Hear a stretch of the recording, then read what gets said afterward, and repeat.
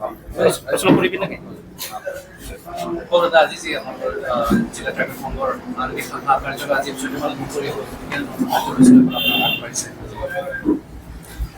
ডিমৰীয়াৰ ট্ৰাইবেলসকলৰ সমস্যা বহুত আছে।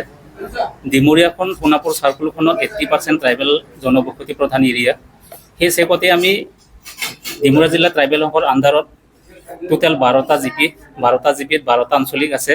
তথাপিও ভৌগোলিক কিছুমান কাম কাজ কৰাৰ ক্ষেত্ৰত ভৌগোলিক চাৰিসীমাৰ কিছুমান অসুবিধা দেখা দিয়ে।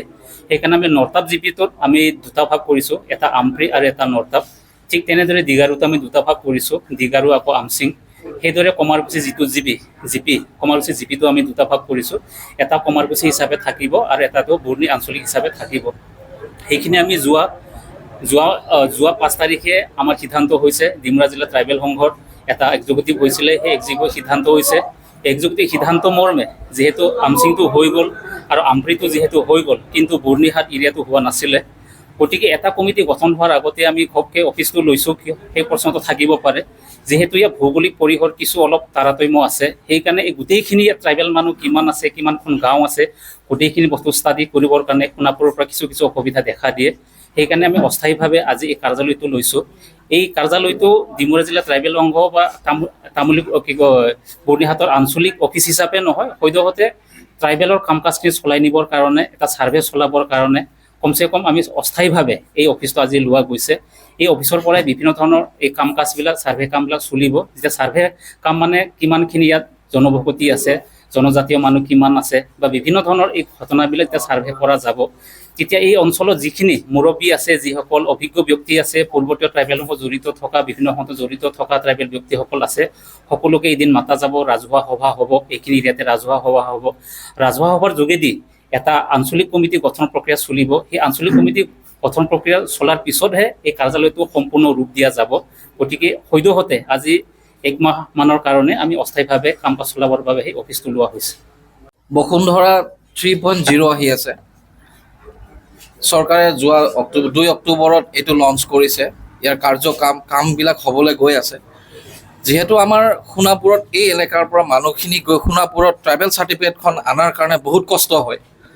সেই কষ্টবিলাকৰ ওপৰত নিৰীক্ষণ কৰি পেলাই আমাৰ যোৱা 5 তাৰিখে এখন এক্সিকিউটিভ হৈ গৈছিল ট্ৰাইবেল সংঘত, আৰু তাতে এটা প্ৰস্তাৱ হৈছিল বৰ্ণি অঞ্চলত আৰু টপাতলি অঞ্চলত, এই বিশেষকৈ এই অঞ্চলৰ মানুহখিনিৰ গৈ পেলাই ট্ৰাইবেল সংঘত ট্ৰাইবেল চাৰ্টিফিকেটখন ল'ব লাগে। তাৰপিছতহে এই বসুন্ধৰা 2 হওক 3 হওক এপ্লাই কৰিব পাৰে।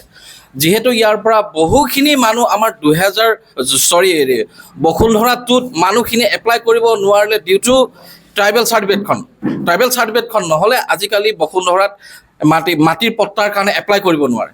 গতিকে এইবাৰ যাতে বসুন্ধৰা 3ত আমাৰ যিমানবিলাক ননকে মাটি এপ্লাই হ'বলৈ গৈ আছে, গতিকে এই হ'বলৈ যোৱা যিমানবিলাক আমাৰ ট্ৰাইবেল মানুহ আছে, যাতে এই ট্ৰাইবেল মানুহখিনিয়ে যাতে মাটি পট্টাত 3.2 যাতে এপ্লাই নকৰাকৈ যাতে ৰৈ নাযায়। গতিকে সেইটো ভিত্তিতে আমি বহুত চিন্তা চৰ্চা কৰি যোৱা 5 তাৰিখে আমি কাৰ্যনিৰ্বাহক সভাখনত এই এটা প্ৰস্তাৱ লোৱা হৈছিলে, আৰু সেই প্ৰস্তাৱ মৰ্মে আজি আমি এই কাৰ্যালয়টো উদ্বোধন কৰিছোঁ। ইয়াৰ পিছৰ গোটেইখিনি কাহিনী আমাৰ সভাপতি ডাঙৰীয়াই অলৰেডি কৈ গৈছে। ইয়াত FRC কমিটিৰো সমস্যা আছে। গতিকে FRC কমিটিবিলাকো ইয়াৰ পৰা গৈ ট্ৰাইবেল সংঘত মিটিং কৰি থাকিব লগা হয়। গতিকে ইয়াৰ পৰাই আমাৰ ট্ৰাইবেল এইটো অফিচৰ পৰাই এতিয়া ট্ৰাইবেল চাৰ্টিফিকেটবিলাক আমাৰ এই অঞ্চলত থকা মানুহখিনিয়ে পাব। গতিকে আৰু সোণাপুৰলৈকে কষ্ট কৰি গৈ থাকিব নালাগে। গতিকে আমাৰ ট্ৰাইবেল মানুহখিনিয়ে যাতে এই ট্ৰাইবেল চাৰ্টিফিকেটখনৰ কাৰণে যাতে 3.0ত যাতে আমাৰ ম্যাদী পট্টাৰ কাৰণে মানে এপ্লাই কৰিবৰ কাৰণে ৰখি নাযায়, তাৰ কাৰণে আমি এই সুবিধাটো আমাৰ ট্ৰাইবেল মানুহখিনি সুবিধাটোৰ কাৰণে আমি এই অফিচটো আজি উদ্বোধন কৰিছোঁ। হয় চাওক, এইটো এটা ৰাজনৈতিক বিষয় বুলি ক'ব লাগিব। ইয়াৰ পাকচক্ৰ ওপৰ মহললৈকে আছে।